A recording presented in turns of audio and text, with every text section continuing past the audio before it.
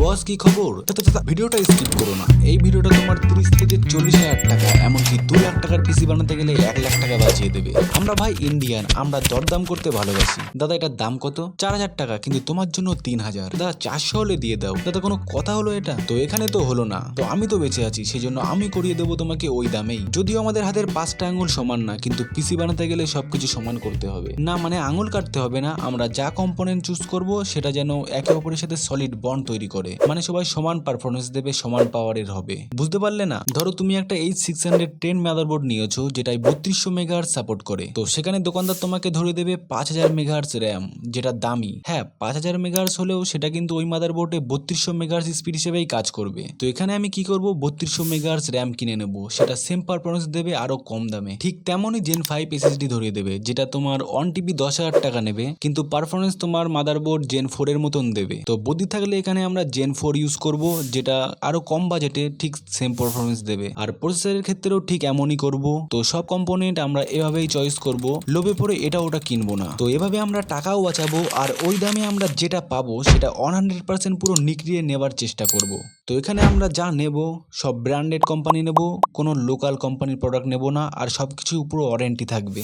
তো আজকের ভিডিওতে আমি ইন্টেলের পিসি বিল্ড করব। যারা AMD ভক্ত, মানে AMDর পিসি বিল্ড দেখতে চাও, তাদের জন্য আমি নেক্সট ভিডিও তৈরি করব এটার পরে। আর টোটাল আমি বাজেট রেখেছি 30 থেকে 35 হাজারের ভিতরে পিসি, 50 হাজারের ভিতরে পিসি, আর 1 লাখ টাকার ভিতরে পিসি। আর এই সব কটা পিসি দিয়ে তুমি সব কাজ করতে পারবে, এডিটিং করতে পারবে, VFX করতে পারবে, কোডিং করতে পারবে, সবকিছু। আর যা যা আমি কম্পোনেন্ট দেখাবো, মানে ওই বাজেটের মধ্যে তার থেকে বেশি তুমি কোথাও পাবে না। আমি যা যা চয়েস করে দেবো সেটাই সর্বোচ্চ হাইয়েস্ট, আর তার থেকে বেশি তুমি খুঁজতে যাও কোথাও, আমি গ্যারেন্টি দিয়ে দেবো তুমি পাবেই না। তো ঠিক আছে, লেটস স্টার্ট। তো বাজেট হচ্ছে 30 থেকে 35 হাজারের ভেতরে, বা তার কমেও পেয়ে যেতে পারো। তো এখানে প্রসেসর চুজ করব ইন্টেলের i3-100F12 জেন প্রসেসর, যার প্রাইস তুমি 6 থেকে 7 হাজারের মধ্যে পেয়ে যাবে, অফলাইনে অনলাইনেও পেয়ে যাবে। তো অনেকে বলবে এখানে i5-10 নিয়ে নিতে এই দামে, তো তাদের বলি ভাই i5-10 এর থেকে ইন্টেলের i3-12 জেন অনেক ভালো, কারণ এটাই নিউ জেনারেশন সাপোর্ট করে। আর 12 নিউ জেনারেশন থেকে ইন্টেলের পারফরমেন্স কোর আর এফিসিয়েন্সি কোর শুরু হয়। তো এটা নিউ আর্কিটেকচার আর হায়ার এফিসিয়েন্সি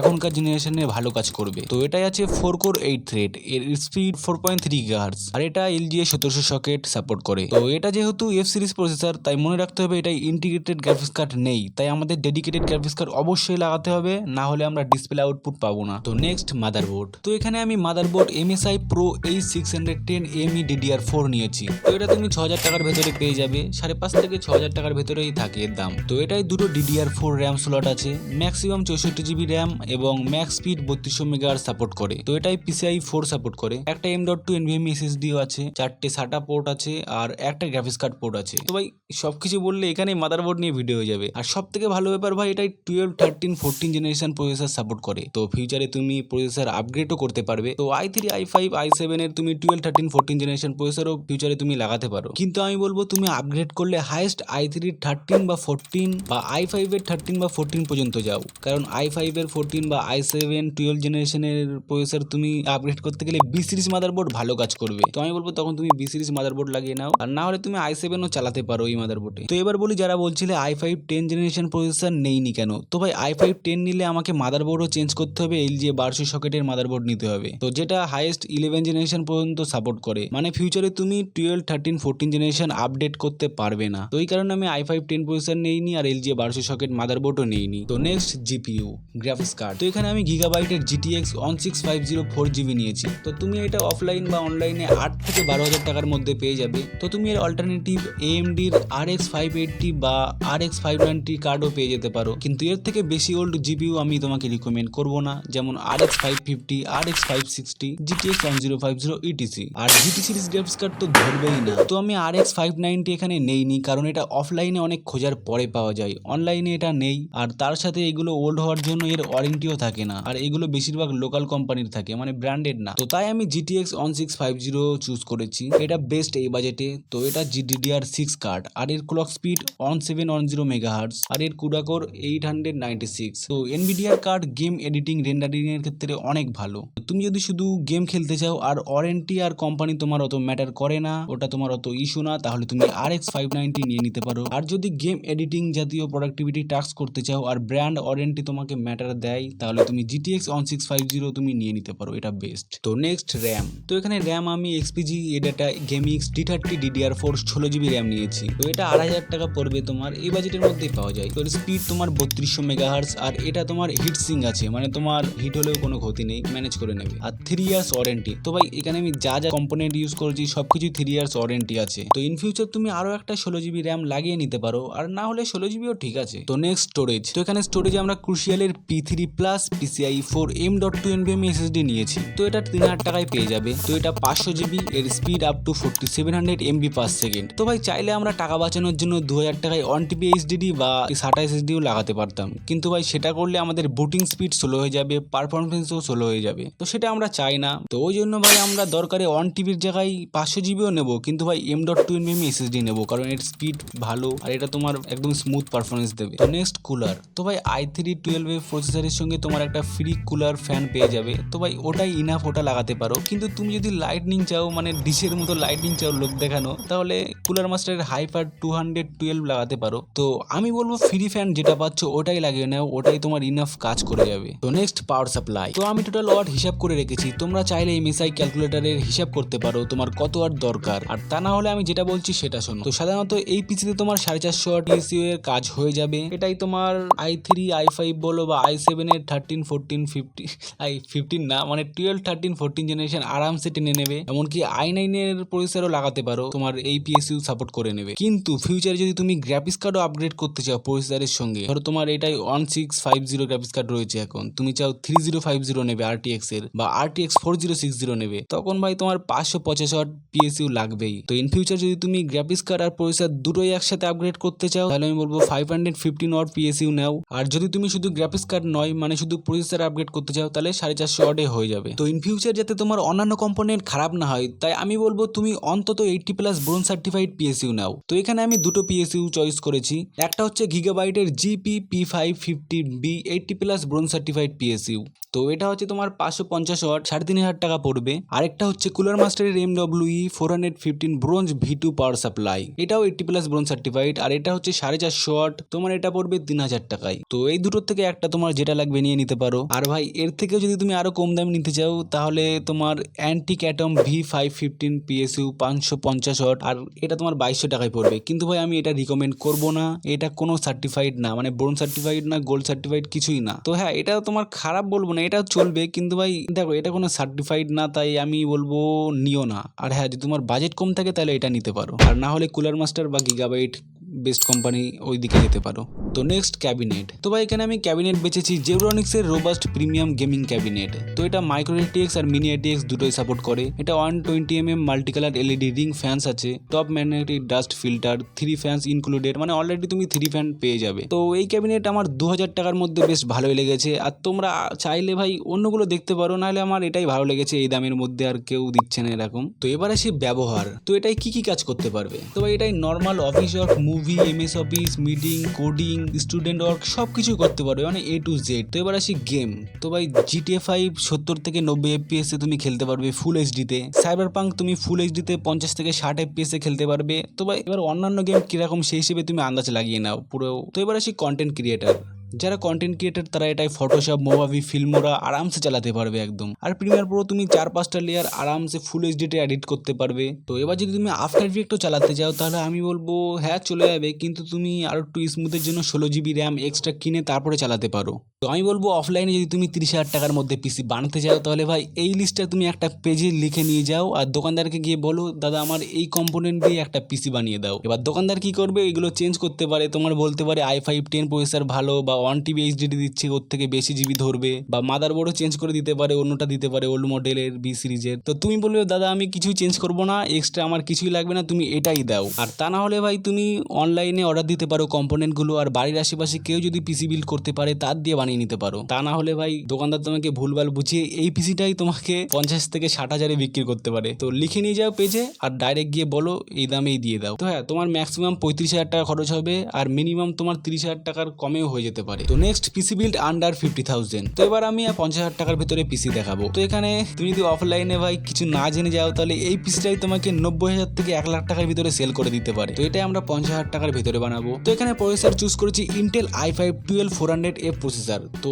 এটা তোমার 10,000 টাকা পড়বে আর এর দাম 8 থেকে 13,000 টাকার মধ্যেই থাকে। তো এটা আছে 6 কোর 12 থ্রেড আর এটা 6টা কোরই পারফরমেন্স কোর আর এর স্পিড আপ টু 4.4 গিগাহার্টজ। তো এটা DDR4 আর DDR5 দুটো টাইমই সাপোর্ট করে। তো এই দামের ভিতরে বেস্ট প্রসেসর তুমি নিয়ে নিতে পারো। তো নেক্সট মাদারবোর্ড, তো এখানে মাদারবোর্ড নিয়েছি MSI Pro B760ME DDR4 motherboard. তো এটা 8,000 টাকার মধ্যে হয়ে যাবে, 8 থেকে 9 এর মধ্যেই থাকে। তো আমি B সিরিজ মাদারবোর্ড নিয়েছি কারণ এটা i5 i7 এমনকি i9ও হ্যান্ডেল করতে পারবে। এটা 12 13 14 জেনারেশন পর্যন্ত সাপোর্ট করবে আর এটা একদম লেটেস্ট জেনারেশন মাদারবোর্ড B সিরিজের। তো এটাই দুটো DDR4 RAM, maximum 64GB RAM support নয় আর ম্যাক্সিমাম 4800 মেগাহার্টজ পর্যন্ত ওভারক্লকিং করতে পারবে। তো একটাই graphics card port PCI 16 slot আর একটা PCI 1 স্লট আছে। তো স্টোরেজ একটা M.2 NVMe storage PCI 4 support করে। তো ভাই বাদ বাকি কি লাগবে তুমি মাদারবোর্ডে চেক করতে পারো, এই দামে বেশ ভালো মাদারবোর্ড। তো নেক্সট গ্রাফিক্স কার্ড, তো এখানে আমি NVIDIA RTX 3050 6GB graphics card নিয়েছি যেটা তোমার 17,000 টাকা পড়বে আর 3,000 টাকা বাড়িয়ে তুমি 20,000 টাকার ভেতরে 8GB ভার্সনটাও পেতে পারো। আর যারা AMD ভক্ত তারা ভাই AMD এর RX 6600 নিতে পারো ওই দামেই। তো আমি NVIDIA RTX 3050 নিয়েছি কারণ এটাই রে ট্রেসিং আছে যেটা তোমার লাইট শ্যাডো রিফ্লেকশন এগুলো রিয়েল মনে হয় গেমে। তারপর DLSS আছে যেটা তোমার AI পাওয়ার আপস্কেলিং করে হায়ার FPS এর জন্য। তারপর CUDA কোর আছে যেটা তোমার 3D রেন্ডারিং ভিডিও এডিটিং জাতীয় টাস্ক করতে হেল্প করে।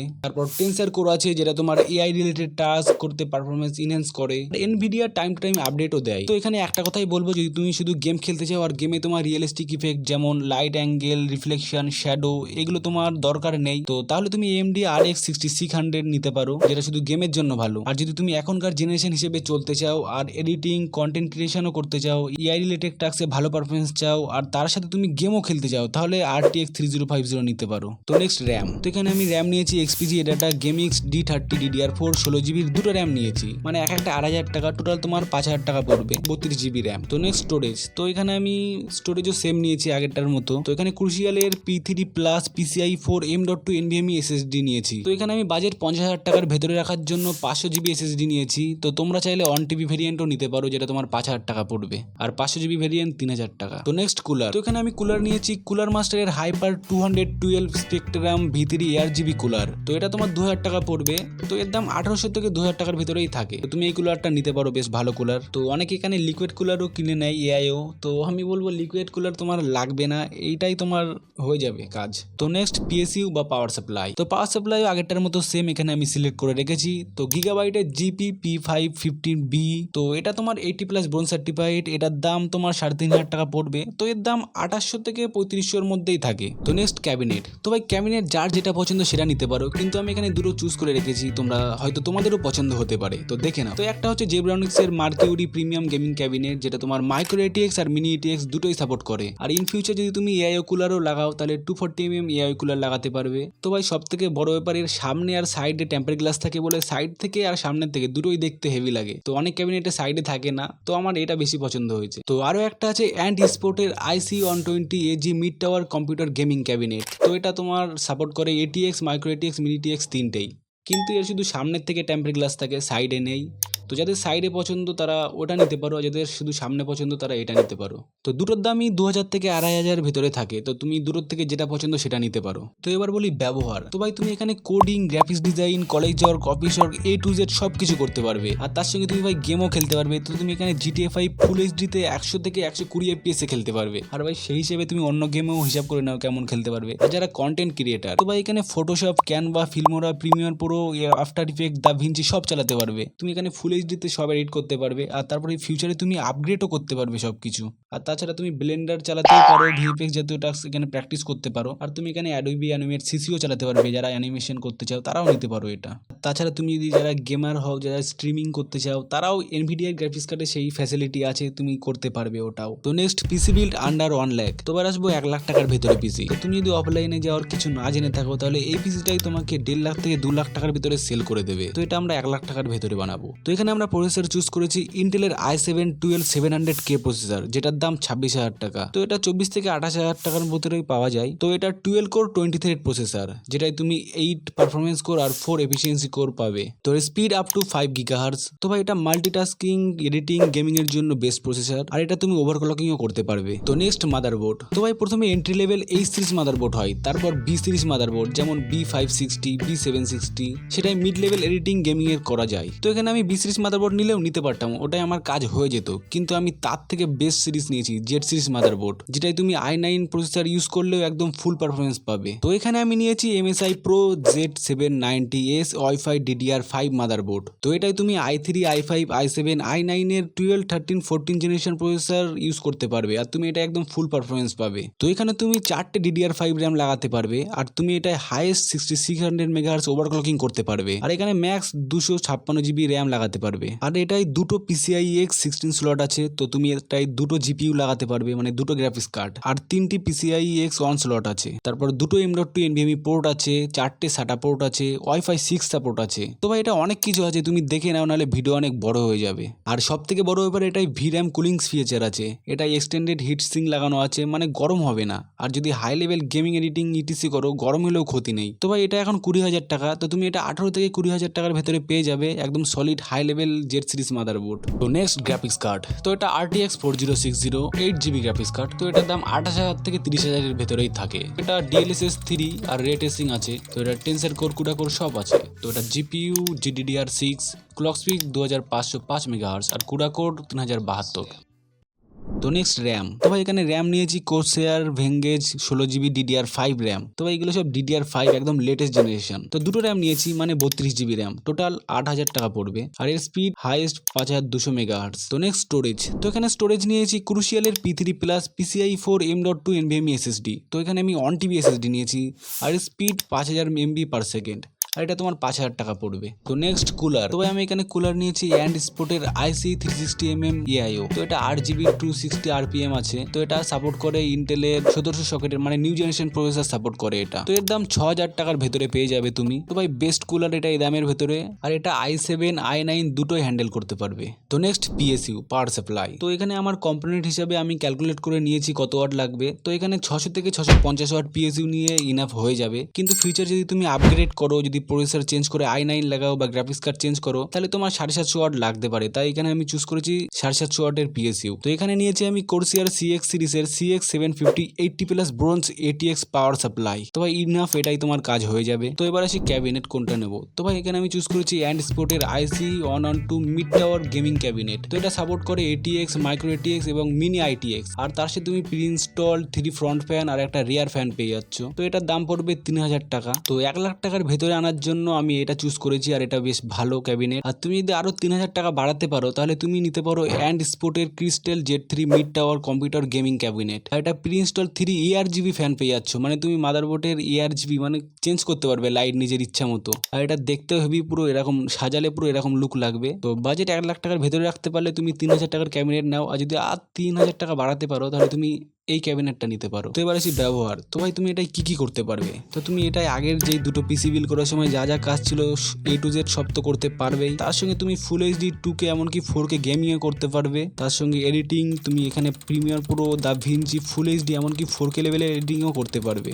আর তার উপর আফটার ইফেক্টে তুমি ফুল HD এমনকি 2K এডিটও করতে পারবে। তার উপর ব্লেন্ডার, মায়া, মোহাবি সব সফটওয়্যার চালাতে পারবে। তো এটা অলরাউন্ডার সব কিছু, মানে বাজেট যত বাড়াবে তত বেশি পাবে, মানে চিনি যত দেবে মিষ্টি তত হবে, ঠিক এমন। তো ভিডিওটা ভাই এত পর্যন্তই। আর ভিডিওটা যদি ভালো লেগে থাকে তাহলে ভাই সাবস্ক্রাইব করে দিও আর লাইক করে দিও, আর যদি খারাপ লেগে থাকে তাহলে ভাই ডিসলাইক করে দিও, আর কেন খারাপ লেগেছে সেটা কমেন্টে লিখে দিও। আর নেক্সট ভিডিও অবশ্যই দেখবে, সেটা হচ্ছে যারা AMD ফ্যান তাদের জন্য রাইজেনের পিসি বিল্ড করব। তো বাই।